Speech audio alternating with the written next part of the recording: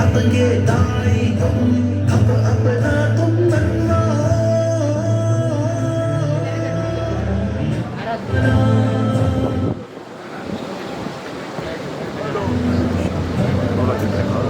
الحمد لله رب العالمين والصلاة والسلام على أشرف الأنبياء والمرسلين وعلى آله وصحبه ومن تبعهم بإحسان إلى يوم عظيم. أما بعد فأعوذ بالله من الشيطان الرجيم. بسم الله الرحمن الرحيم.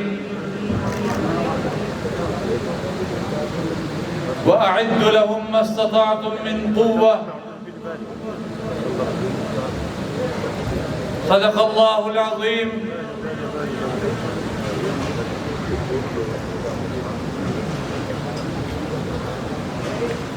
اسٹیج پہ تشریف فرما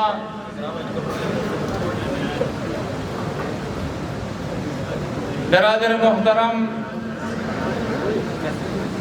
ہمارے مہمان جناب فاروق کھوکر صاحب، میرے بھائی حافظ نصیر احمد احرار صاحب، سیکرٹری جنرل جمعیت علماء اسلام پنجاب،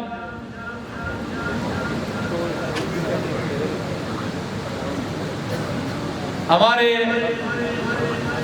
بھلوال سرگودا سے آئے ہوئے مہمان مدر شاہ صاحب، میرے بھائی بھی، میرے دوست بھی، جناب خالد خان مومن صاحب،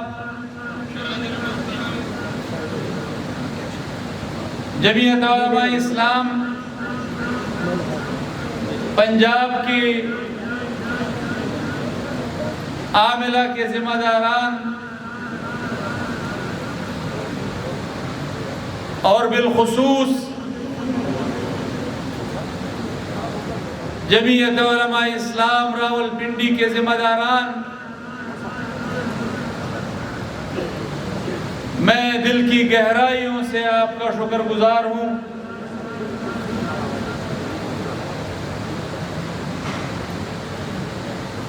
آپ نے جس انداز میں عزت افزائی کی ہے،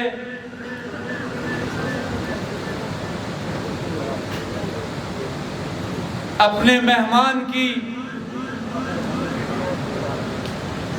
ہمارے دوسرے مہمانوں کی،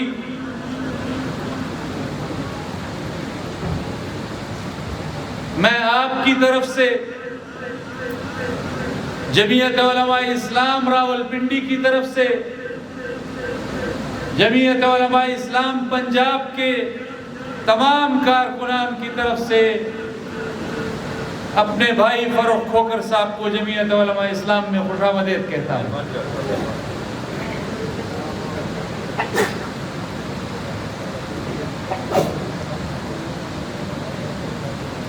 آج آپ کے اور ہمارے یہاں بیٹھنے کا مقصد ان کو خوش آمدید کہنا بھی ہے،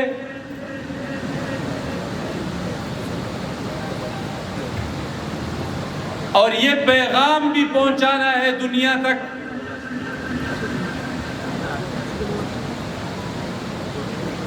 کہ آج پاکستان کی عوام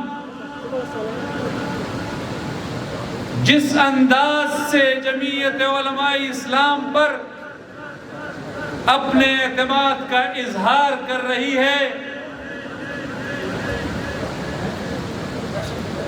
اس کے پیچھے ایک تاریخ ہے، اس کے پیچھے ایک مسلسل جدوجہد ہے. ہمارے اکابر کی تاریخ ہے، ہمارے اکابر کی جدوجہد ہے.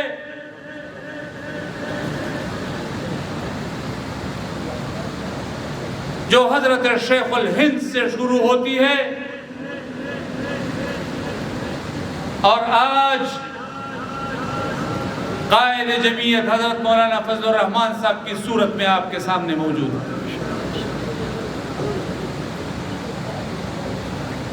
ہمارے اسٹیج میں ہمارے ساتھیوں نے ایک نعرہ لگایا کہ پاکستان کا مطلب کیا؟ لا الہ الا اللہ۔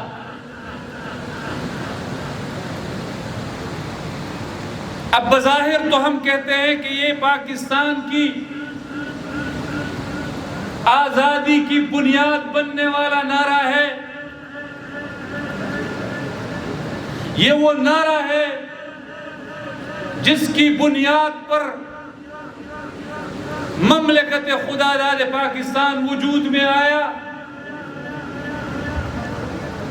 لیکن یہ نعرہ پاکستان کی اسٹیبلشمنٹ سے، پاکستان کی مقتدر قوتوں سے سوال کر رہا ہے کہ جس نام پر یہ ملک حاصل کیا گیا، جس نعرے پر یہ ملک حاصل کیا گیا، کیا اس نام اور نعرے کے ساتھ بھی آج یہ پاکستان اسی طرح موجود ہے جس طرح اس کو حاصل کیا گیا؟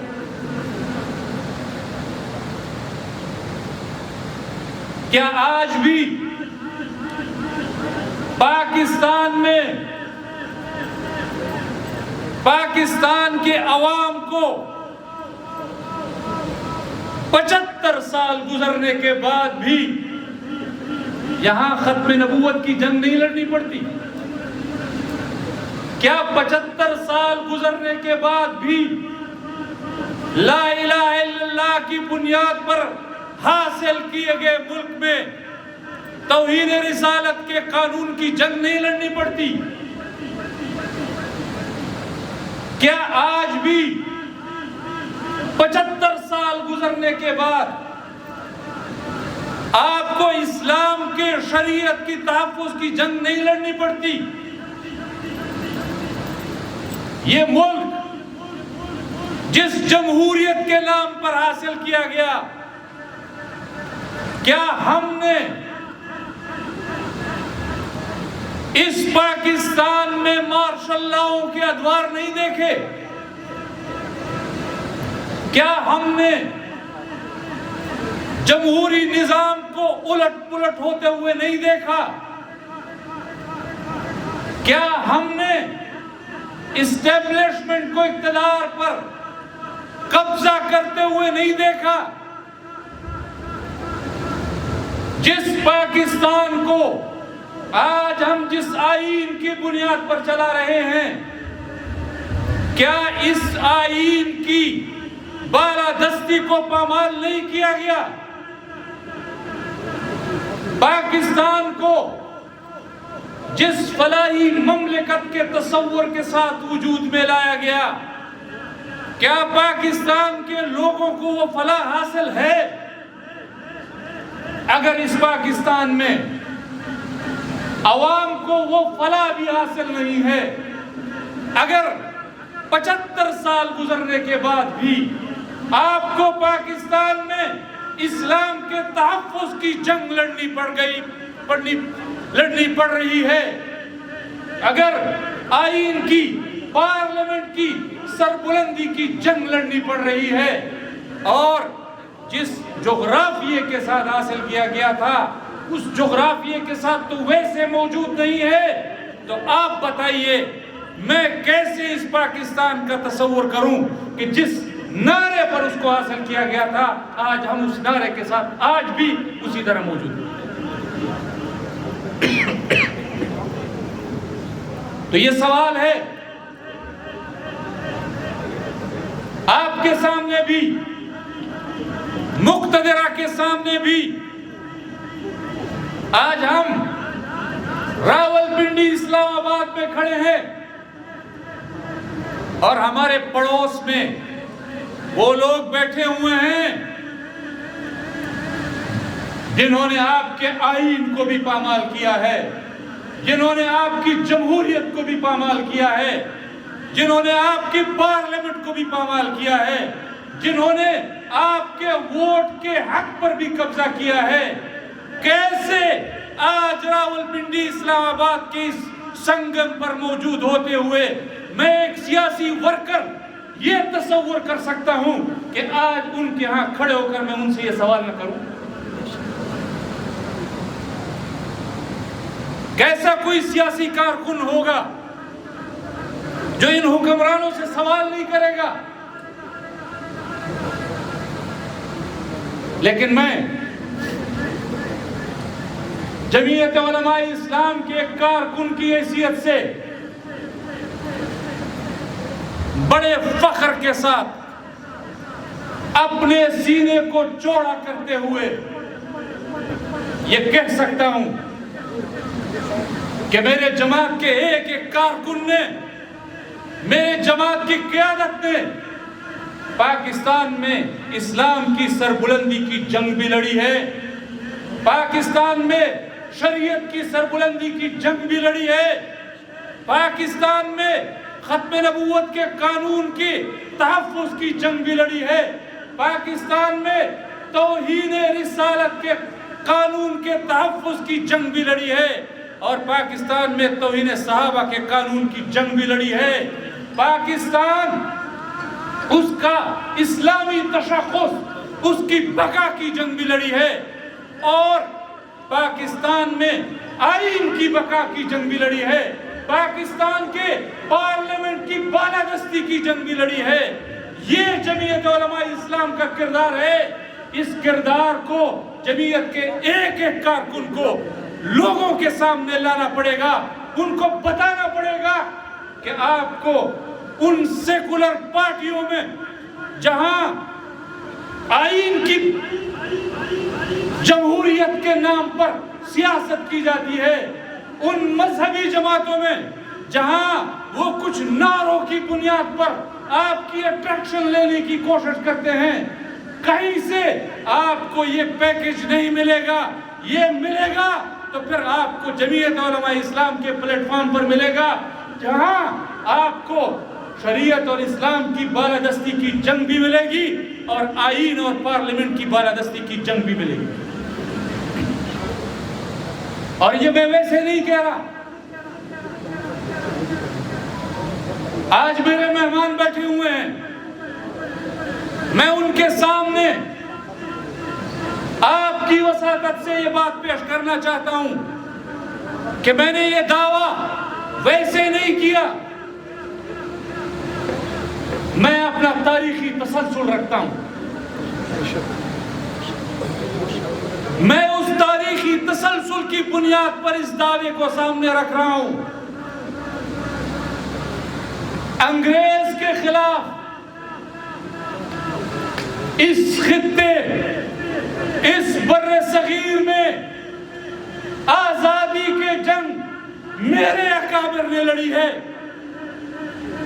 مالٹا کے جیلوں سے ہندوستان کی جیلوں تک انگریز کے خلاف جنگ کو میرے اکابر نے میدانوں میں لڑا ہے۔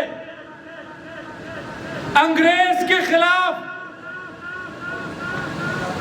قربانیاں میرے اکابر نے دی ہیں، اور ایسی قربانیاں نہیں دی جب ان کے پاس جیلوں میں پھندے ختم ہو گئے تو پھر یہ کارکن ان کارکنوں کو آزادی کے لیے، اسلام کے تحفظ اور سربلندی کے لیے روڈوں پر درختوں سے لٹکایا گیا۔ یہ میرے اکابر کی تاریخ ہے، یہ میرے اسلاف کی تاریخ ہے جنہوں نے اس سرزمین سے انگریز کو بھگانے میں اپنا کردار ادا کیا۔ اور پھر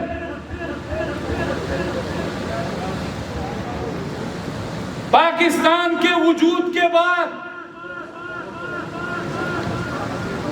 جب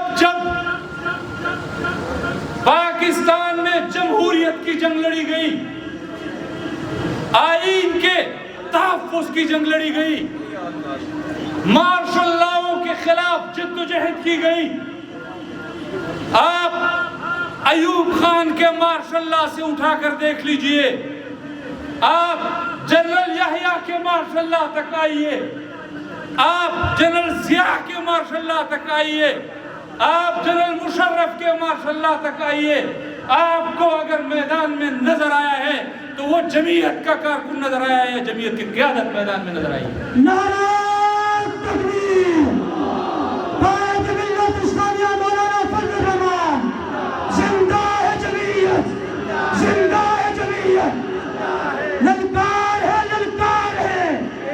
للکار ہے، للکار ہے! آپ کو جمہوریت کی جدوجہد کے لیے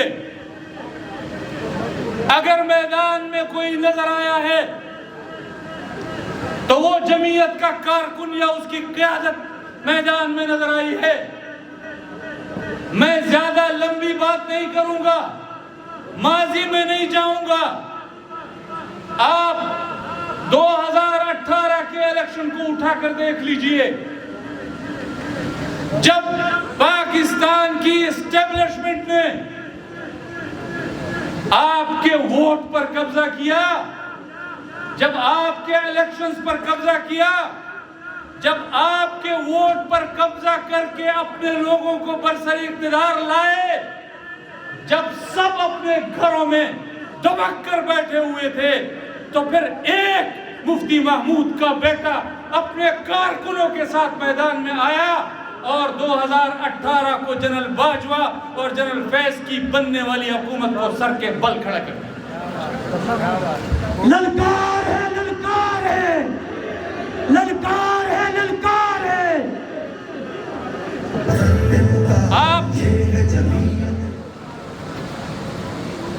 آپ 2024 کے الیکشن کو دیکھ لیجئے، پھر ایک کنٹرولڈ اور مینج الیکشن آپ کے سامنے آیا، پھر آپ کے ووٹ پر ڈاکہ ڈالا گیا، پھر آپ کے حق پر ڈاکہ ڈالا گیا۔ ہم نے یہ نہیں دیکھا، جمعیت علماء اسلام کی قیادت نے یہ نہیں دیکھا کہ کل ہم جس کے خلاف اکٹھے جدوجہد کر رہے تھے، یہ فائدہ تو انہی پارٹیوں کو ملا ہے اور وہ لوگ برسر اقتدار آئے ہیں۔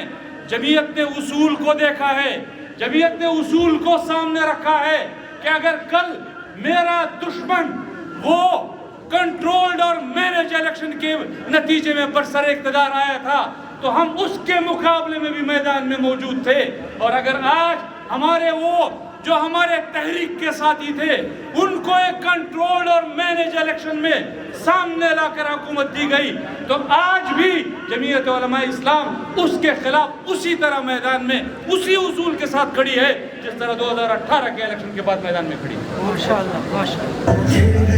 تو یہ میں جمعیت علماء کا مقدمہ آپ کے سامنے رکھ رہا ہوں۔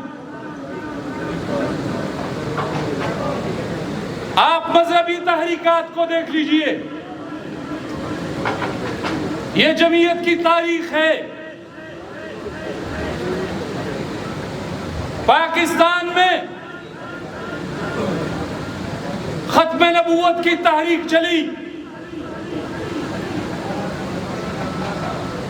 ہمارے اکابر نے وہ تحریک چلائی، لیکن قادیانیوں کے تابوت میں آخری کیل ٹھونکنے والا وہ جمعیت علماء اسلام کا قائد مفکر اسلام حضرت مفتی محمود تھے کہ جنہوں نے پارلیمنٹ میں کھڑے ہو کر قادیانیوں کو غیر مسلم اقلیت قرار دلوایا۔ اور پھر آپ جمعیت کے کارکنوں، آپ نے ابھی دیکھا کہ اتنے سال بعد اگر پھر ختم نبوت کے لیے سپریم کورٹ کے ڈائس پر روسٹم پر اگر کوئی کھڑا ہوا تو پھر آپ کا قائد مولانا فضل الرحمان کھڑا ہوا اس مقصد کو، اس ختم نبوت کے قانون کو تحفظ دینے کے لیے۔ کل بھی مفتی زندہ تھا، کل بھی مفتی زندہ تھا۔ تاج و تخت ختم نبوت، تاج و تخت ختم نبوت۔ شیخ الہند کا خواب سنو، حق کی آپ توہین رسالت کے قانون کے تحفظ کو دیکھ لیجئے، اور میں اکثر ذکر کرتا ہوں، میں اپنی تقریروں میں ذکر کرتا ہوں، میں جمعیت کا مقدمہ رکھنے کے لیے یہ بات ذکر کرتا ہوں، آج آپ کے سامنے بھی وہ ذکر کر رہا ہوں کہ جب ہمارے حکمرانوں نے پوپ کے کہنے پر پاکستان میں توہین رسالت کے قانون کو تبدیل کرنے کی کوشش کی تو مجھے یاد ہے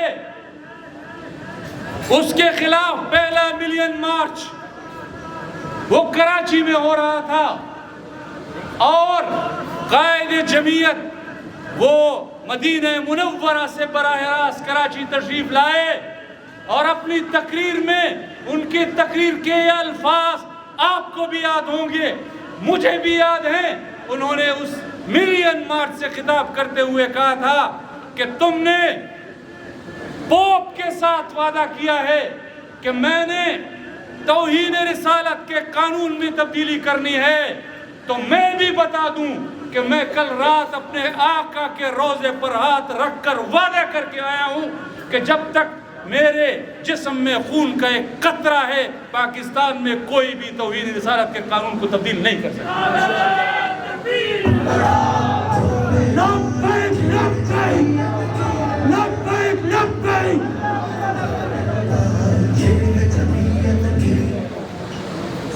یہ ہے جمعیت علماء اسلام کی تاریخ، یہ ہے جمعیت علماء اسلام کا کردار، یہ ہے وہ روشن کردار جس کی بنیاد پر آپ دعوت دیتے ہیں،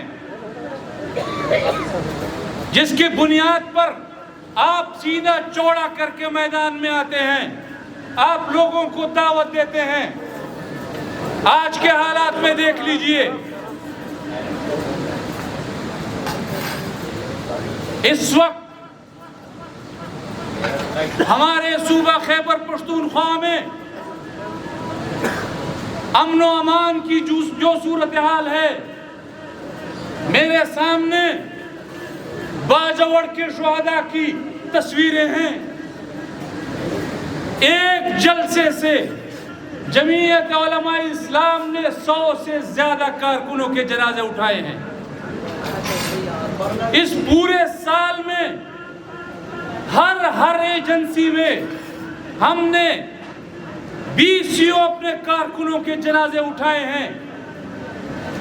آج بھی ڈیرہ اسماعیل خان سے لے کر باجوڑ تک ایک روڈ غیر محفوظ ہو چکی، ایک ضلع غیر محفوظ ہو چکا۔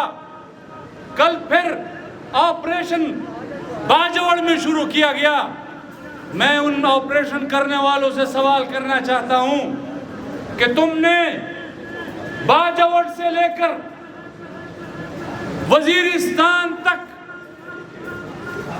20 آپریشنز کیے ہیں، 20،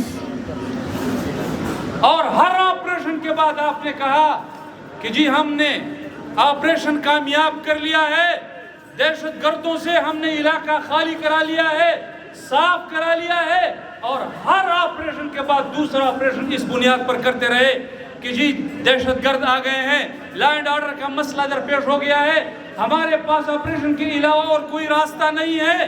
تو یہ تو بتاؤ کہ آج جب تم 21ویں اور 22ویں آپریشن کی طرف جا رہے ہو، یہ بتاؤ تمہارے پہلے 20 اور 21 آپریشن کیوں ناکام ہوئے ہیں؟ اس ناکامی کا جواب تو دو، وہ تو بتاؤ۔ لوگوں کو ان کے گھروں سے نکالا، ان کو دربدر کیا، اور دربدر کرنے کے بعد وہ لوگ اسی طرح موجود ہیں، اور آج آپ پھر آپریشن کی طرف جا رہے ہیں امن و امان کی بحالی کے لیے۔ تو پہلے اس کا حساب تو دے دو۔ اور ہمارا وزیر اعلیٰ ڈمی وزیر اعلیٰ، ڈمی،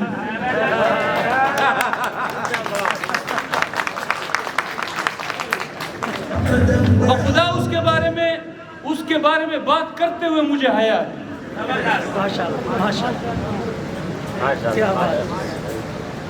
لیکن میں ذرا آپ کو اپنی اسٹیبلشمنٹ کا لیول تو ذرا بتاؤ۔ یہ ہماری اسٹیبلشمنٹ کا لیول ہے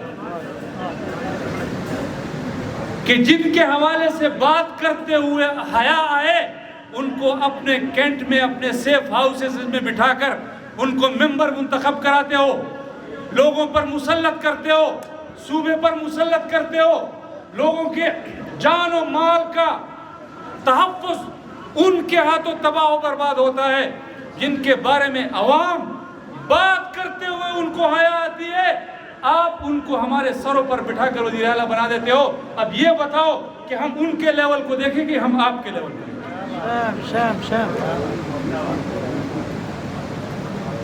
بڑے بڑے جنرلز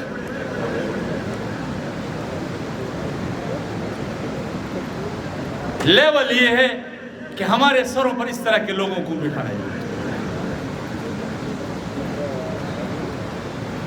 میں اکثر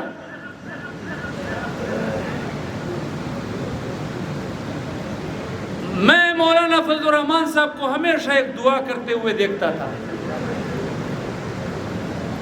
جب بھی دعا کے لیے وہ ہاتھ اٹھاتے تھے وہ کہتے اللہم اشغل الظالمین بالظالمین۔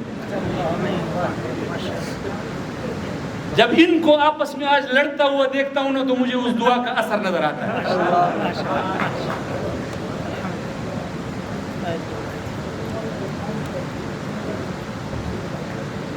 خدا کے لیے اس ملک پر رحم کرو، عوام پر رحم کرو۔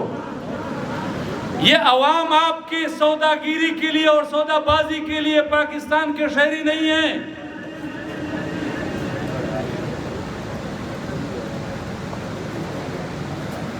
اپنا لیول تو کم از کم اس درجے پہ لے آؤ۔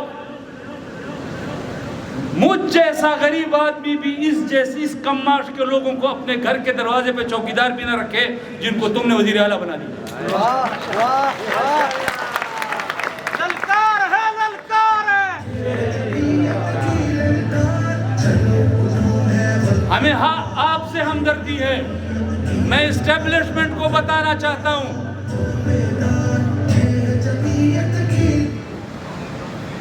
ایک کوہستان کا ضلع، ایک کوہستان جس کے ضلع کا سالانہ ترقیاتی بجٹ بھی شاید 1 ارب سے کم ہوگا، اس ایک غریب کوہستان ضلع سے 40 ارب روپے کا کرپشن کا سکینڈل نکلا ہے۔ 40 ارب، جس کا ترقیاتی بجٹ 1 ارب سے کم ہو، اس غریب ضلع سے 40 ارب کا سکینڈل نکلا ہے اس کے کرپشن کا۔ مسجد کو سولر سسٹم کتنا ہوگا؟ آپ سارے علماء یہاں بیٹھے ہوئے ہیں، زیادہ سے زیادہ 3 سے 4 لاکھ، بس اس سے زیادہ تو نہیں ہوگا۔ ایک مسجد کی سولرائزیشن کی سکیم میں 1 یونٹ کے اگینسٹ 35 لاکھ روپے رکھے گئے پورے صوبے کے لیے، 3 لاکھ اور 35 لاکھ۔ ایک ضلع دیر، چھوٹا سا ضلع ہے ہمارے خیبر پختونخوا کا، وہ بھی 2 حصوں میں تقسیم ہے، اپر دیر اور لوور دیر۔ لوور دیر کے ڈسٹرکٹ کے ہسپتال کے لیے 13 کروڑ 27 لاکھ کے صرف آپریشن کے گلوز خریدے گئے ہیں۔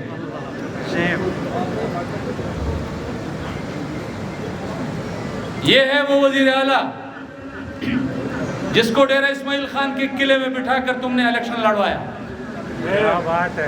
یہ ہے وہ وزیر اعلیٰ،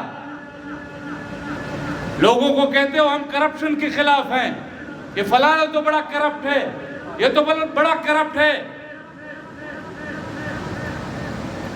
آج وہ آپ کا نمائندہ کرپشن میں آپ کی سارے پچھلے گناہ معاف کر رہا ہے۔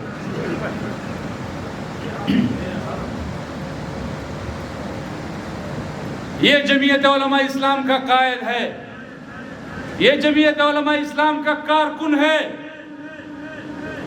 یہ جب کل تم اپنے پسندیدہ عمران خان کو اقتدار میں لا رہے تھے، تب بھی یہ تمہارے راستے میں رکاوٹ بن کر اسلام آباد کی روڈوں پر کھڑا تھا۔ آج جب اپنے اس پسندیدہ کے ہاتھوں غداری کے